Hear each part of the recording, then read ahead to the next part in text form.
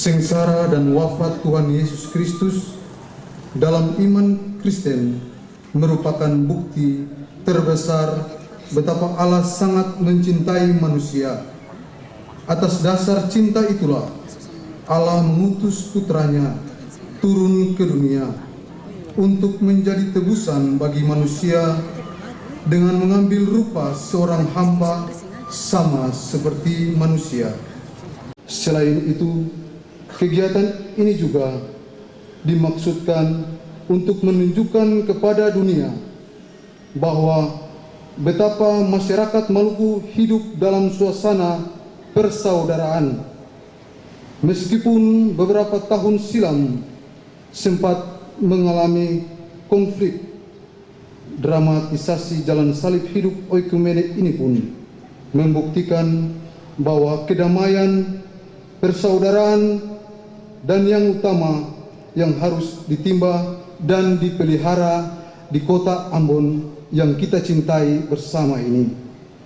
Agama, tokoh-tokoh masyarakat yang hadir pada kesempatan ini, kalau dari pihak saudara-saudari kita juga GPM yang mewakili ketua sinode, ketua klasis atau tokoh agama yang lain yang kami kasihi, kami cintai, saudara-saudara sekalian yang berbahagia. Dan perdamaian itu untuk semua manusia, untuk seluruh masyarakat di kota Ambon. Jadi jalan salib ini harus menjadi tanda dan alat perdamaian. Kita juga harus menyatakan kebahagiaan khusus karena acara ini mendapat dukungan dari pihak pemerintah. Ya, kita lihat bapak-bapak pemerintah hadir pada kesempatan ini, luar biasa. Arti mereka mendukung setiap kegiatan keagamaan. Karena acara ini diorganisir oleh pemuda-pemuda. Mantan Presiden Republik Indonesia, Presiden Soekarno, dia pernah berkata, berikanlah daku 1000 pemuda, maka aku akan memindahkan gunung. Berikanlah daku 10 pemuda yang cinta tanah air, maka aku akan mengguncang dunia. Mungkin Pak Wali Kota akan berkata, berikanlah daku 10 pemuda yang baik di kota Ambon ini. Ya, entah pemuda Kristen, Muslim, Protestan, Katolik, pokoknya pemuda yang baik, maka kota Ambon akan mengguncang dunia Indonesia karena kebaikan. Sekian dan terima kasih. Yang kita hormati dan kasihi Bapak Ibu Saudara sekalian, para partisipan, para pelaksana acara Jalan Salib Hidup yang berbahagia, sekali lagi Shalom.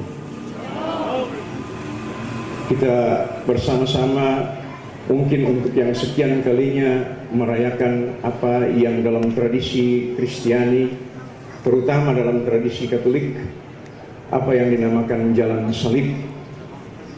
Dan itu berarti kita memberi makna atas apa itu salib. Selama ini salib diberi makna mungkin bermacam-macam. Ketika pertama kali kekristenan diakui sebagai agama negara di dalam kekaisaran Roma, konon salib pada waktu itu adalah lambang yang nampak kepada kaisar yang berkuasa pada saat itu, Kaisar Konstantinus Agung, dan baginya salib adalah sebuah tanda kemenangan.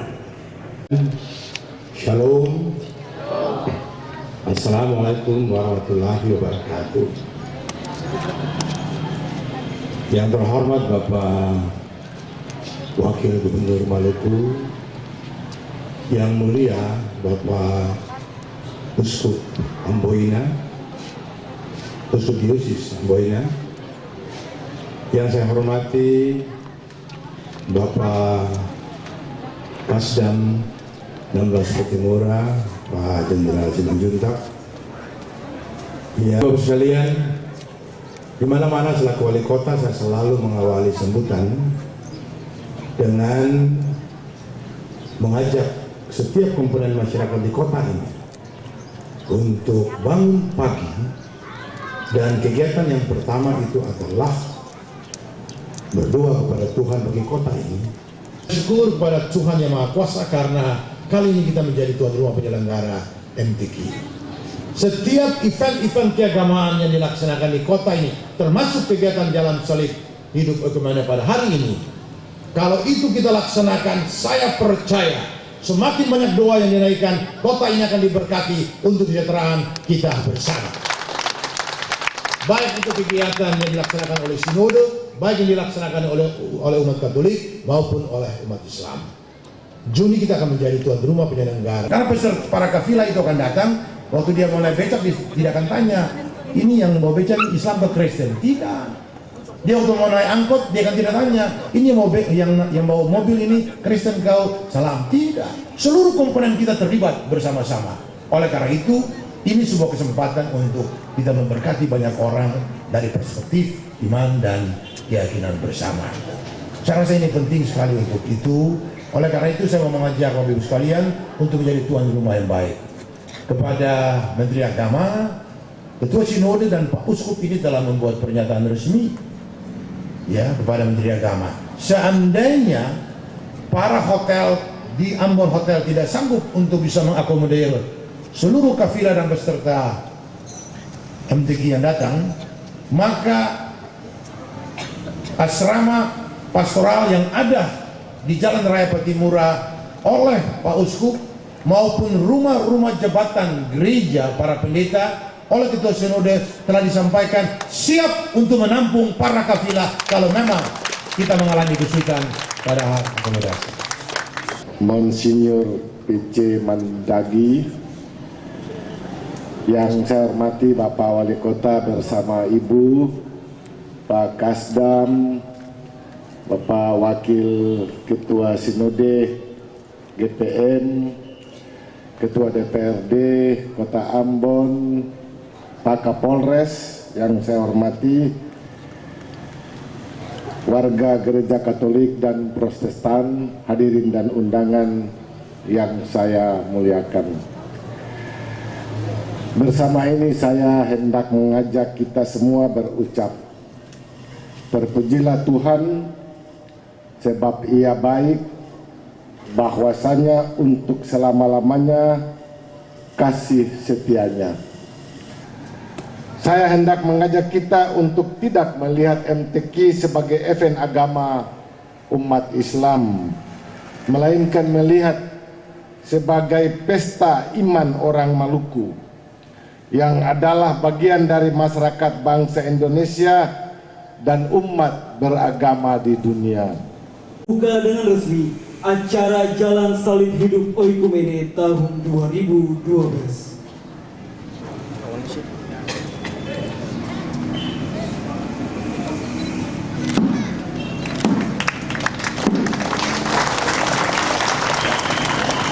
Kepada Wakil Gubernur Provinsi Maluku, Wali Kota Ambon, Bapak Uskup Diosis Amboina, Wakil Ketua Sinode Gereja Protestan Maluku, dan Ketua Panitia, disilakan kembali ke tempat.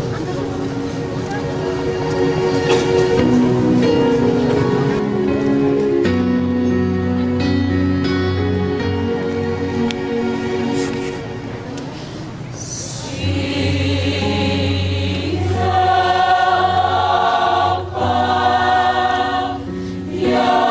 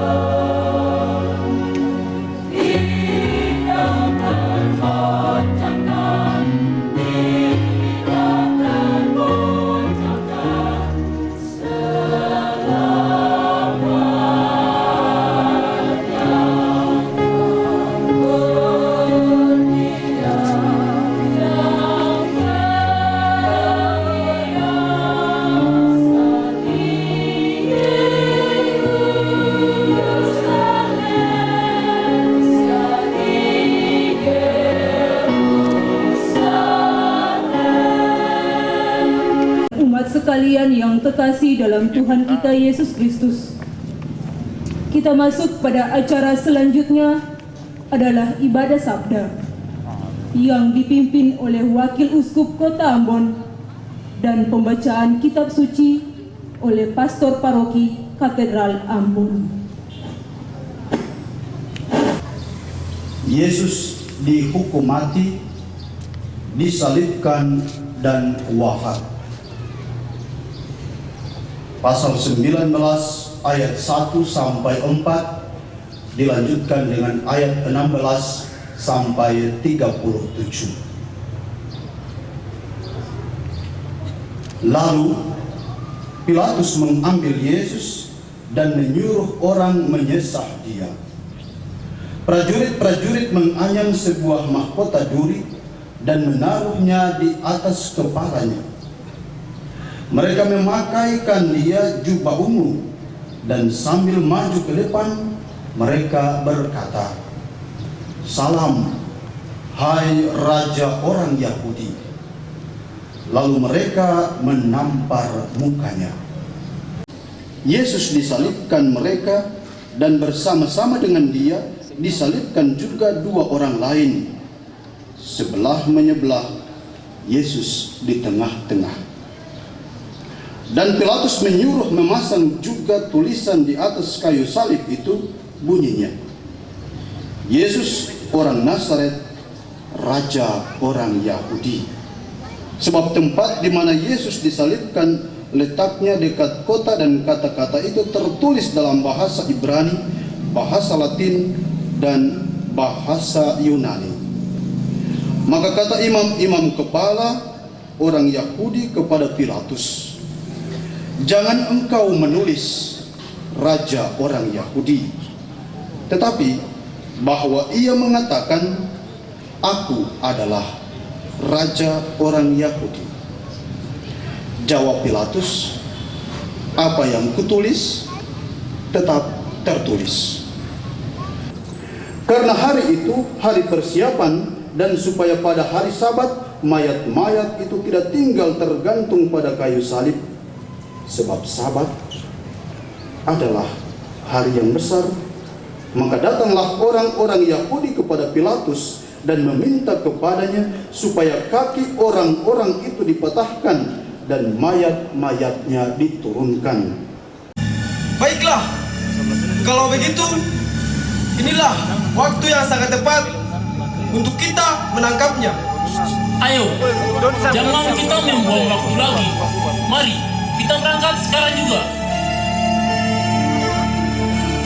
Setelah itu juga, Yesus dan para muridnya pergi menyeberangi sungai Kidron. Dan masuklah mereka ke sebuah taman.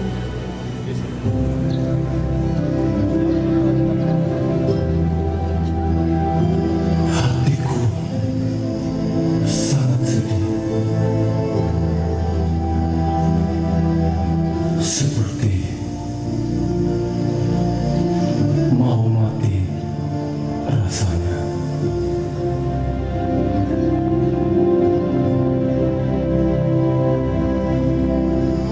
Berdoalah di sini supaya kamu tidak jatuh ke dalam pencobaan. Yesus mencari tempat di sebelah kanan untuk berdoa. Kedua tangannya terkatup dan wajahnya menghadap ke atas.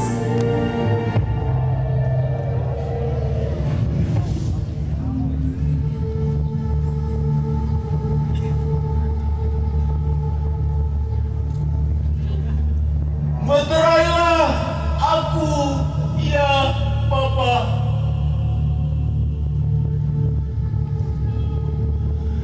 Bangkitkanlah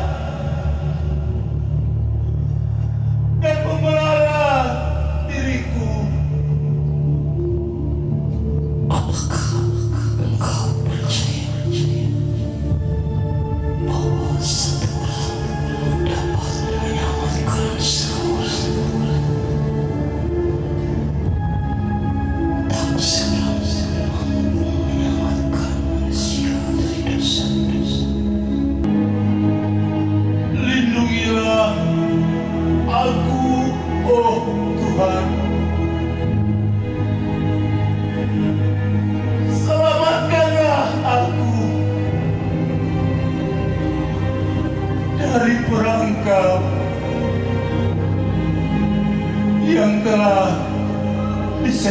katakan padaku. Tak seorang pun mau. Jikalau engkau mau,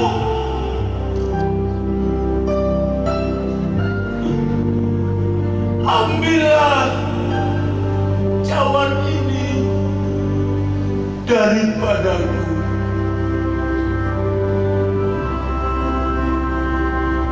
Tetapi bukan kehendakku,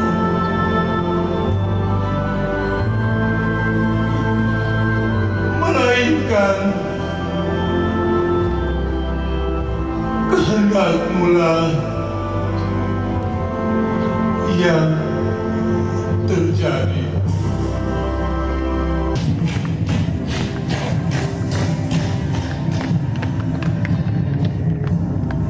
Yudas menghampiri Yesus, memeluk, lalu mencium.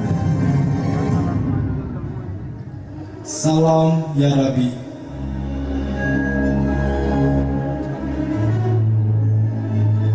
Yudas,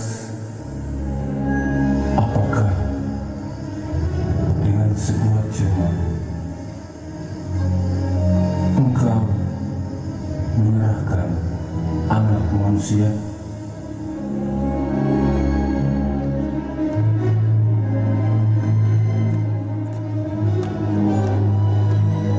Siapa yang kalian cari? Akulah dia.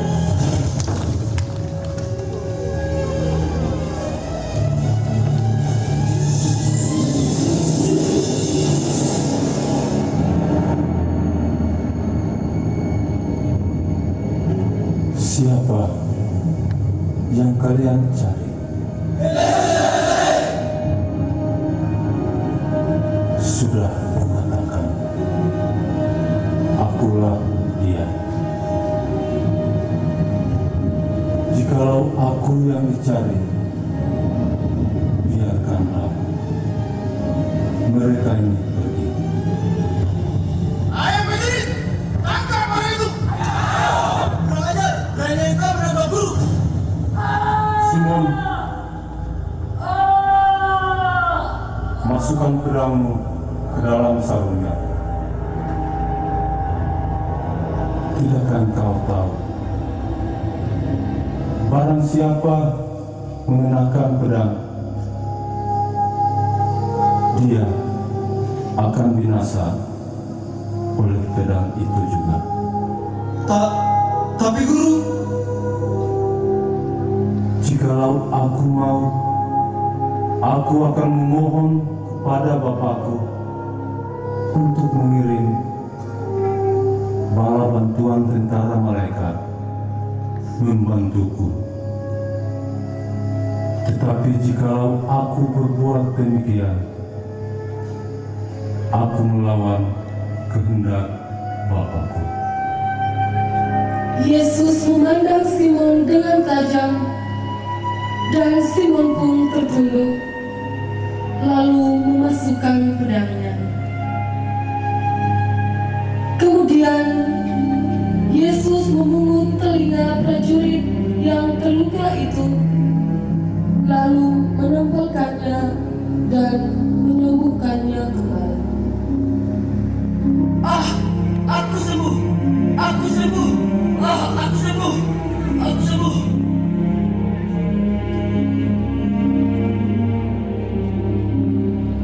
Sangkamu aku ini penyamun,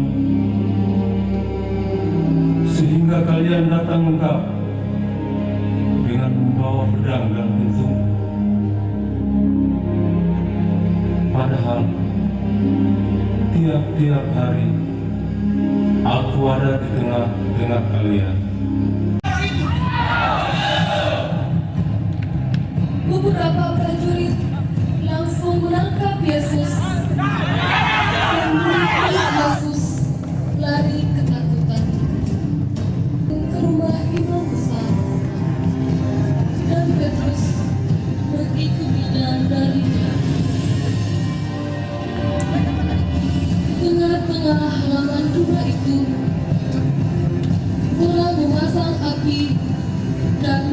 duduk di sekelilingnya. Lalu Petrus mendekati. Ketika itu, seorang wanita menghampiri Petrus dan menghormati.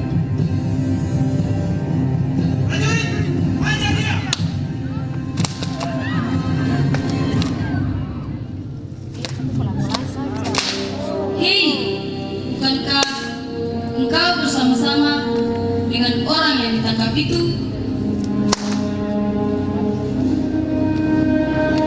Bukan.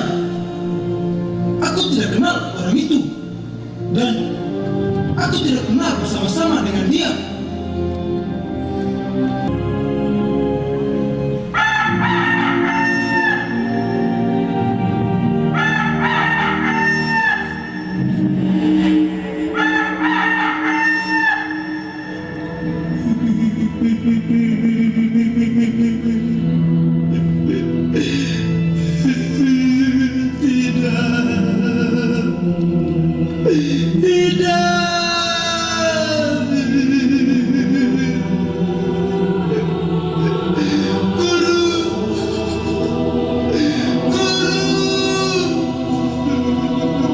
Tetapi jikalau kataku benar, mengapa engkau menampar aku?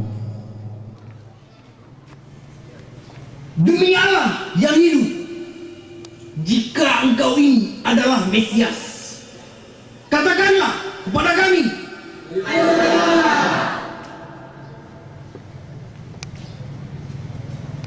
Tuan, orang ini berkata, ia akan merubuhkan bait Allah dan membangunnya kembali dalam waktu 3 hari.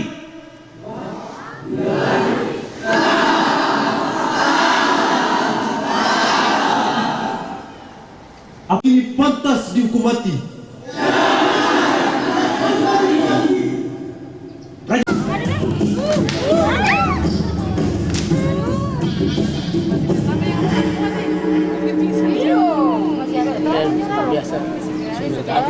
Siapakah namamu? Dan dari mana? Asalmu? Ayo jawab. Baik.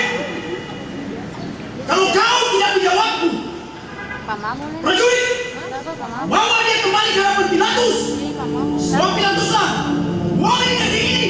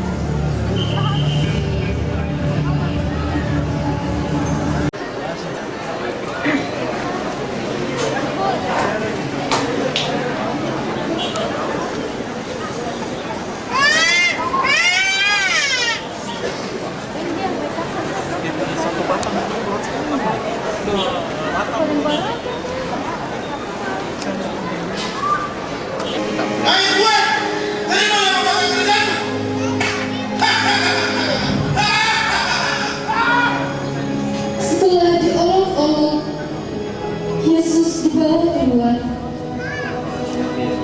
Sebuah salib besar diletakkan di atas bangunan.